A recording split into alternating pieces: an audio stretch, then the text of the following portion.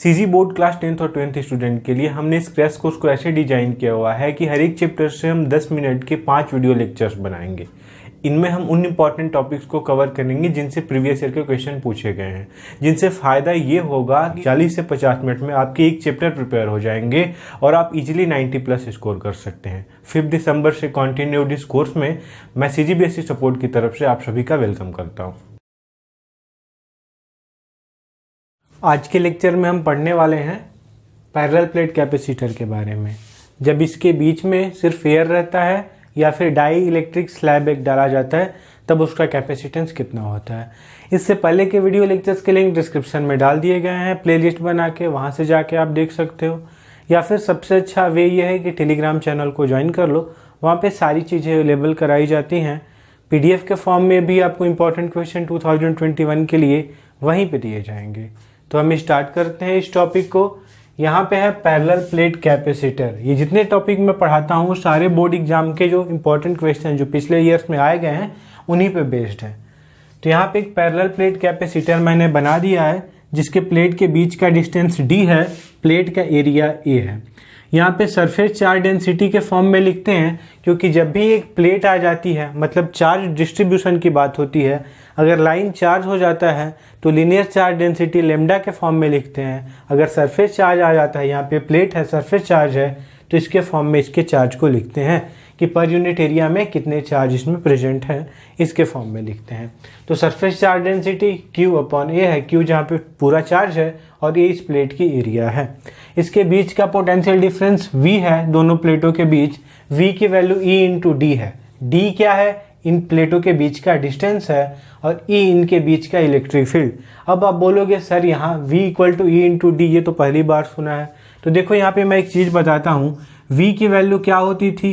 K एक coulomb constant होता था और यहाँ पे ऊपर Q और नीचे क्या होता था? R²। ये पोटेंशियल की वैल्यू होती थी। इलेक्ट्रिक फील्ड R होता था, सिर्फ R होता था, ध्यान दो। लेकिन वहीं पे अगर E की वैल्यू, इलेक्ट्रिक फील्ड की वैल्यू क्या होती थी? K Q/R²। इसको अगर ऐसे लिखते हैं K Q/R × 1/R, तो K Q/R की जगह पे मैं रख देता हूँ V, ये वाला। तो ये V × 1/R हो गया। अब E = क्या आ गया? V × 1/R। R जो कि डिस्टेंस है चार्ज से, R को इधर भेज दो तो V = क्या हो गया? E × R।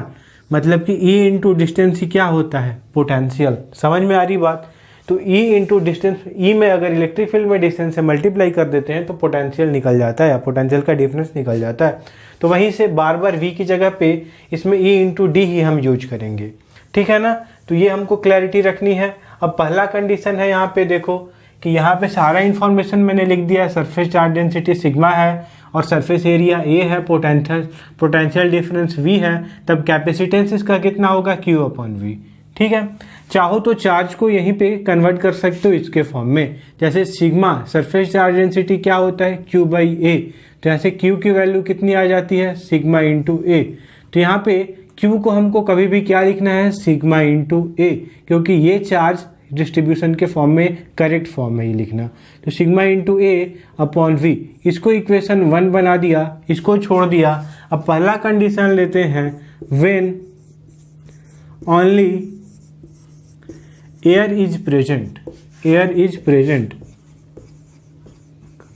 between the plates। जब एयर ही सिर्फ प्रेजेंट है तो हमको करना क्या है? यहाँ पे C की वैल्यू दे दी गई है कितनी? Sigma × A/V। अब हमको क्या करना है कि Q की वैल्यू तो हमने सिग्मा × A लिख दी है, लेकिन यहाँ पे V की वैल्यू निकाल के, पोटेंशियल की वैल्यू E के फॉर्म में जो आता है, इसकी वैल्यू निकाल के यहाँ पे इस इक्वेशन 1 में पुट कर देना है।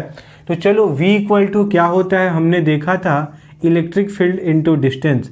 अब इलेक्ट्रिक फील्ड का एक फॉर्मूला हम जानते होंगे जो होता होगा σ/ε0 और ये हो गया D। अब ये σ/ε0 आता था, याद कर लो, एक पैरेलल प्लेट होता था जिस पर प्लस चार्जेज होते थे चैप्टर 1 में। इसकी वजह से किसी भी डिस्टेंस P पर हम इलेक्ट्रिक फील्ड निकालते थे तो E की वैल्यू σ/ε0 आता था, ये वैल्यू होती थी। तो यहाँ पे समझ में आ रही है बात, क्या होगा? σ/ε0।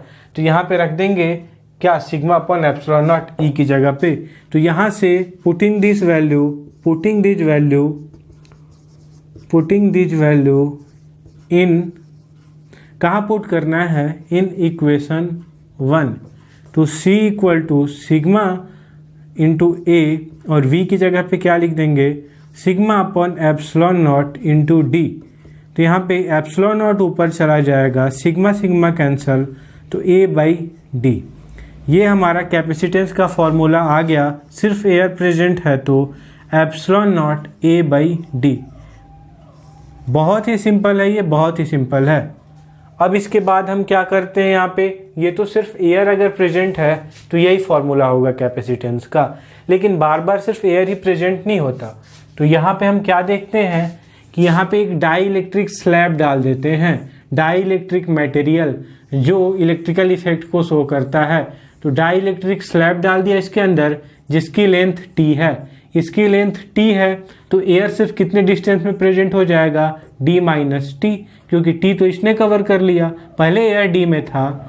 लेकिन अब यहाँ पे देखो आवाज़ आ रही होगी पुलिस वैन की, ये राउंड करते रहते हैं ना। तो यहाँ पे इसका डिस्टेंस क्या है, पहले एयर का डिस्टेंस कितने में फैला हुआ था, एयर डी में, लेकिन टी में तो अब स्लैब आ गया, तो एयर कितने में फैला हुआ है, डी माइनस टी में। ठीक है ना। तो यहाँ पे अब चलो, ये तो सिर्फ एयर के लिए था, लेकिन अभी हम जा रहे हैं when dielectric slab is present. तो यहाँ पे लिख दे रहा हूं मैं सिर्फ इसको सेकंड पार्ट करके कि व्हेन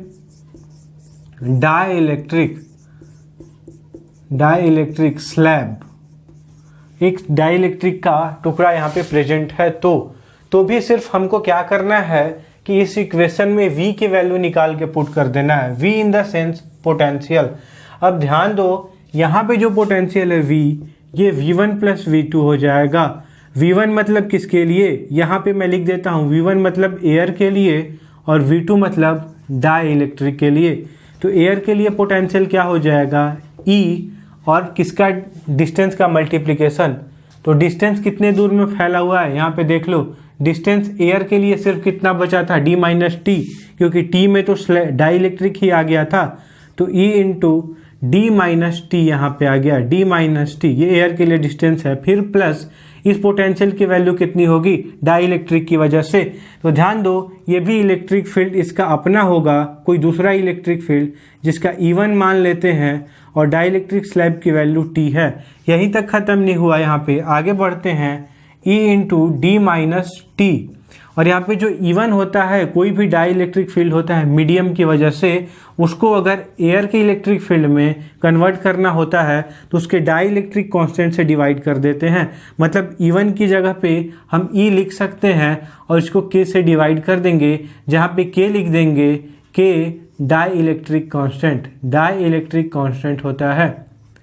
तो यहाँ पे जो E डैश है, ये E1 है, ये किस में चेंज हो गया, E में, तो फॉर्मूला अच्छा हो गया, ईजी हो गया करने में। तो E बाई के इंटू ये हो गया T। अब यहाँ पे V के वैल्यू में E को कॉमन कर लो, E को कॉमन कर लिया तो बच गया यहाँ पे D minus T plus T upon के।